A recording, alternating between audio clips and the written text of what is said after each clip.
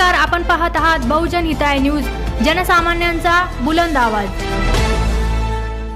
Me advocate M A मदनी आज दिनांक 7 जानेवारी 2024 संभाजीनगर येथील शागुन एक्झिक्युटिव्ह समर्थनगर या हॉटेलमधून पत्रकार परिषद देऊन संदेश देऊ इच्छितो की माननीय जिल्हाधिकारी साहेब यांच्यासमोर अर्ज क्रमांक 774/2016 मध्ये दिनांक 23/10/2023 रोजी 17/10/2023 रोजी चुकला माझा 17/10/2023 रोजी निकाल झालेला आहे आणि निकालानुसार मयत मोहम्मद मोहिउद्दीन रशीदुद्दीन यांच्या वारसांचे नाव सातबाऱ्याला लावण्यात आलेले आहे। दिनांक 6/11/2023 रोजी माननीय अप्पाल तहसीलदार यांच्या आदेशान्वये जे की माझ्या मते कायद्यान्वये नाहीत आणि त्या म्युटेशन एंट्रीला व कलेक्टर साहेब यांच्या आदेशाला मी आवाहन केलेलं आहे। माझी एक याचिका माननीय उच्च न्यायालय खंडपेठ औरंगाबाद मुंबई येथे प्रलंबित आहे। त्याची पुढील तारीख 18 जानेवारी 2024 आहे।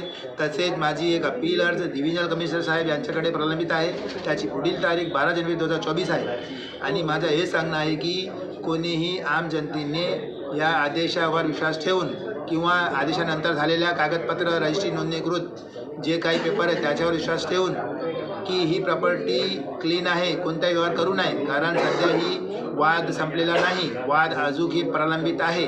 मला न्यायालयाकडून पूर्ण हमी आहे की डॉक्युमेंट बघून न्याय होणार आहे आणि जर गोरगरीब लोकांनी ही प्रॉपर्टी क्लीन आहे किंवा वादमुक्त आहे असे गृहीत धरून कसल्याही प्रकारचे व्यवहार केले तर त्यांचे पैसे वाया जाऊ शकतात।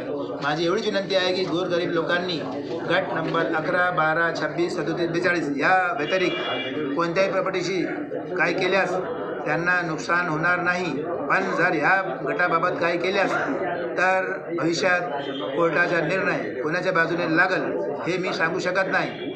जर भविष्यात माझ्या अपीलनुसार कोर्टाचा निर्णय माझ्या फेवरमध्ये लागला तर आज रोजी ज्या लोकांनी व्यवहार केला असेल त्यांचे नुकसान होईल, तरी दक्षता घ्यावी। आपलं नाव? माझं नाव ॲडव्होकेट एम ए मदनी।